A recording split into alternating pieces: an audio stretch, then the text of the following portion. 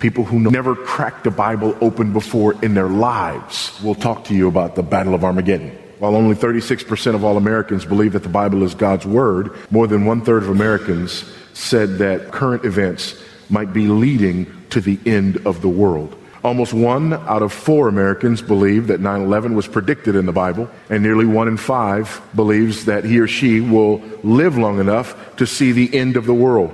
Over 1/3 of those Americans who support Israel report that they do so because they believe the Bible teaches that the Jews must possess their own country in the Holy Land before Jesus can return. If you get up in the morning and read this headline, Russia attacks Israel, fasten your seatbelt. You're seeing Bible prophecy fulfilled in your lifetime, in real time, before your very eyes. So what should we do in light of all of this? An extremely familiar concept that in many ways directs people's daily lives and decision making. Books and charts and movies. Man is faced by unprecedented perils that threaten to send him crashing into extinction. Now, from Hal Lindsey's incredible best-selling book comes the film which explores the terrifying prophecies of the Revelations. Is our planet truly in mortal peril? The Late Great Planet Earth, featuring Orson Welles. The Late Great Planet Earth from Hal Lindsey's incredible best-selling book starts Friday at your theater. Look for this ad. Rated PG from Pacific. The book came out in 1970. This is one book that sold in the neighborhood of 30 million copies. Wow. Listed as the #1 non-fiction bestseller. It even sold more copies than The Joy of Sex. That'll tell you the preoccupation. So 30 million copies of this book is in the culture, and it's affecting the culture. And the book essentially said that Israel becoming a nation again in 1948 was the key end-time prophetic sign. And so people were looking for to 1988 as the rapture would take place before that period of time.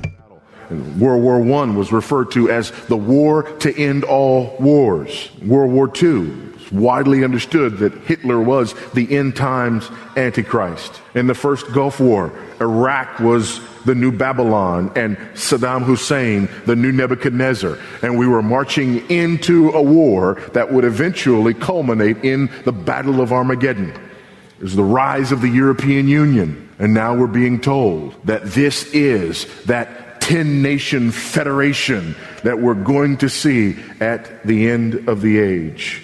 Craig Keener, author of that extremely helpful biblical background commentary, has these helpful words. In the 19th century, most Protestants identified the kings of the East either with the Turks or with the lost tribes of Israel. After the collapse of the Turkish Ottoman Empire, Japan became the new favorite of the prophecy movement. How many of you knew that there was a period when Japan was identifying the kings of the East? It's a surprise to many. After Japan's defeat, Communist China has become the new backdrop for modern Western interpretations of the kings of the East. This perspective reflects a total lack of understanding of what the Euphrates River represented to the ancient hearers in the Mediterranean world. This reading of kings from the East is a wholesale guess based on the assumption that the current lineup of world powers is the final one, and it is uninformed by the most basic knowledge of how the expression was used in the ancient world. And so we look again and again to try to determine and define these powers. Went from China, then remember Russia was the big power, and then back to China again because of the massive numbers of their army. After that, went to Iraq because of the Iraq War. And now people are talking about Iran because the Iranians are saber-rattling over in the Middle East. All of it is based on presuppositions that have little to do with the exposition of the passage. And yet, the overwhelming majority in the Christian world not only hold to these views, but condemn others who don't. This is huge, folks. This is a big deal for people. I mean, there's a lot of stuff that people are willing to bend on and give up on. But to not be a dispensational Zionist and to not believe that the current nation state of Israel is God's centerpiece as it relates to end time prophecy is for many people completely unacceptable.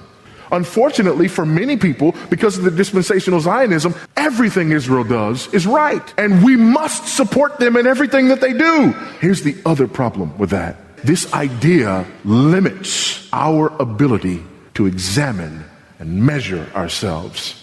See, here's what's interesting. I can be as much of an enemy of God as anyone else, having accepted this mark of the beast, worshiping at the altar of the beast and this world system, and at the same time hold on to this idea that this world system has to accept Israel as a geopolitical entity so that I'm not on the wrong side of the war. If it's only about being on the side of Israel in geopolitical matters, they can do things that are ungodly. And by supporting those things that are ungodly, I'm an enemy of God. But because I have reduced this idea to just supporting a geopolitical nation, I've completely missed the point.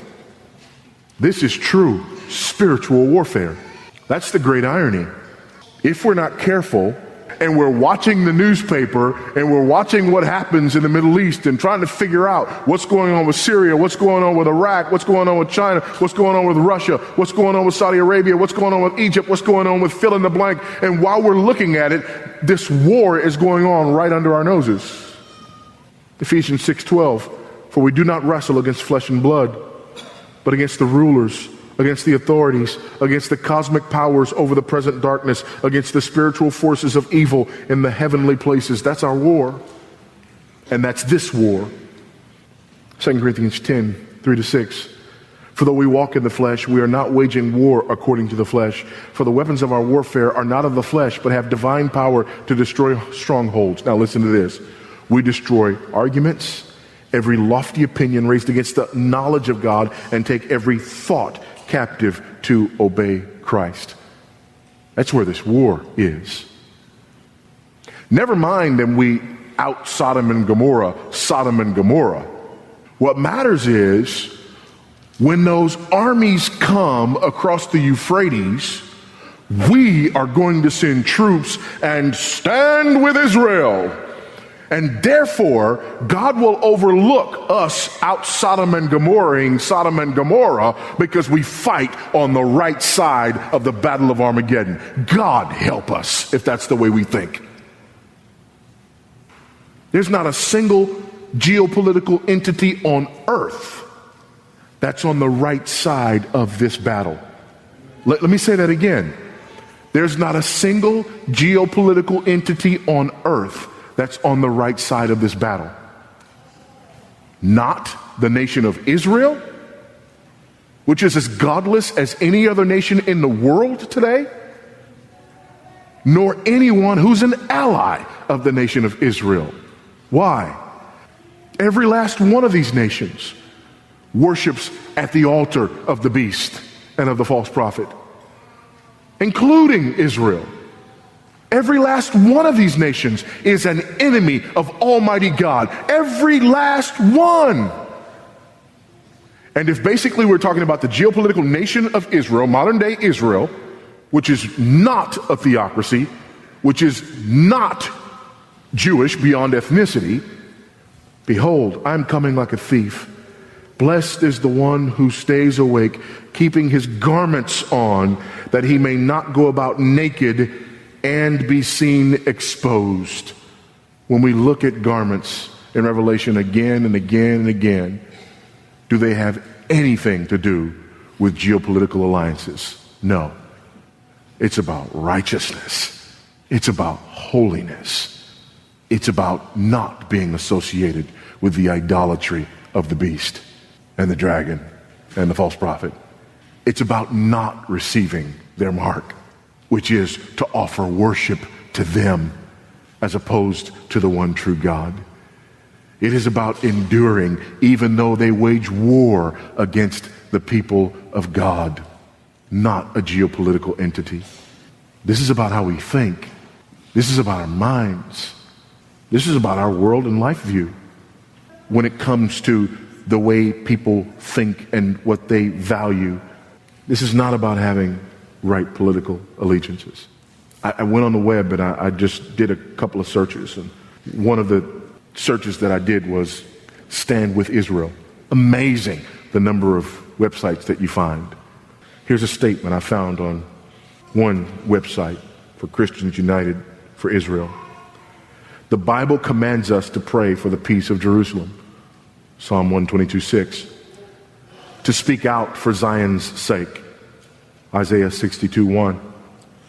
To be watchmen on the walls of Jerusalem. Isaiah 62:6.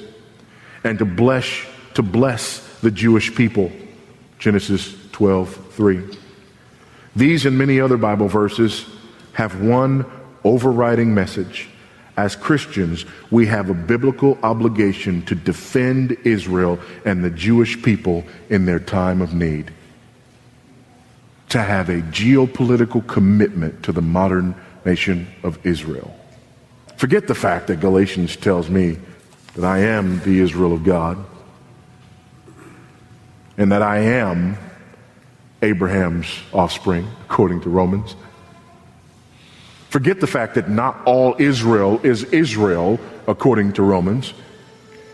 We just have to have a geopolitical commitment to everyone who claims to be Jewish or part of Israel. Folks, that's not biblical. And it's dangerous. But imagine for a moment that you live in a place where it's not legal to do what we're doing right now. Where it's not only illegal to do what we're doing now, but you know personally of people who have lost their lives doing what we're doing now. You know personally of churches where people had assembled and hordes of Muslims or Hindus or whatever stood around outside, locked the doors, and set the place on fire until everyone inside was dead, gone. That happens today in this world in which we live when people gather at mounts of assembly just like this one. Now imagine that you're in that part of the world. We're gathering together with believers. It's that significant and that dangerous. Which is encouragement to you? Someone standing before you saying that there's a geopolitical entity out there called Israel, and if your government that hates you will align with them on that day and not march in on the wrong side of the battle, that everything will be, please. Or is it the interpretation that says there is a mount of gathering that will not fall? And as we gather in this mount of gathering, there are people who despise us and may even kill us for doing what we do and for worshiping whom we worship. And there are voices out there, satanic voices, who are calling them against us, causing them to hate us. But know this, though they hate us in the here and the now, there is a day coming and there is a mount of gathering that will prevail. There is a moment where they will gather believing that they can destroy the church, and Christ will crack the sky and it will all be over. We will be vindicated. Christ will reign. We will worship him. New heavens, new earth, new Jerusalem, a new mount of gathering where there will be no adversaries who press in against us. That is what Revelation 16 is written for. That's why it's here in the book. Not to cause you to stick your nose in a newspaper, but to cause you to lift your eyes to the sky. To lift your eyes to the hill from whence your help comes, because your help comes from the Lord, who is the maker of heaven and earth. Oh yeah, he's going to dry up the Euphrates. The enemies of God will rush in. They will fight against our God like they have always fought against our God, believing that it is within their power to destroy his church. And in a moment, in a twinkling of an eye, Christ will say, enough. In the meantime, keep your garments on. Keep them clean. And remember, the one who gave you those garments and makes those garments clean is the one who fights for us.